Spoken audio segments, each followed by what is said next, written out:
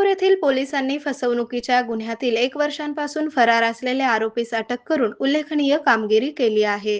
या प्रकरणातील फिर्यादी राजकुमार बापू जाधव राहणार वेळापूर तालुका माळशिरस यांना आरोपी सीताराम नारायण महाकाळ राहणार सोलापूर याने देशी दारू दुकानाचे परवाना हस्तांतर करून देण्याचा विश्वास संपादन केला। त्यासाठी आरोपीने फिर्यादीकडून तब्बल 30 लाख रुपये घेतले। मात्र दारू दुकानाचे हस्तांतर न करता व पैसे परत न देता फिर्यादीची फसवणूक केल्याचे समोर आले होते।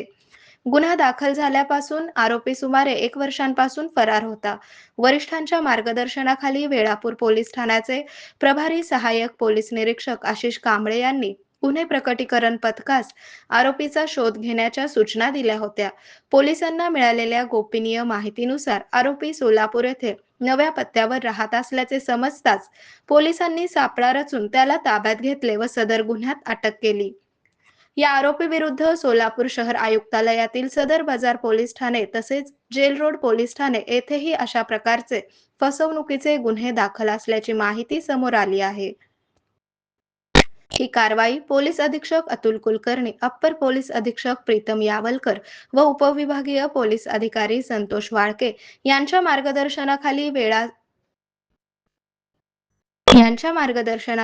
वेळापूर पोलीस ठाण्याचे प्रभारी सहाय्यक पोलीस निरीक्षक आशिष कांबळे तसेच police head constable Sandeep Patil, police head constable Yashwant Anand Pure, police head constable Praveen Hingangaonkar, स्थानिक गुन्हे शाखा सोलापूर ग्रामीणचे police head constable Bhosale, police head constable Gajare आणि सायबर पोलीस ठाण्याचे पोलीस हेड कॉन्स्टेबल मेटकरी यांनी केली आहे।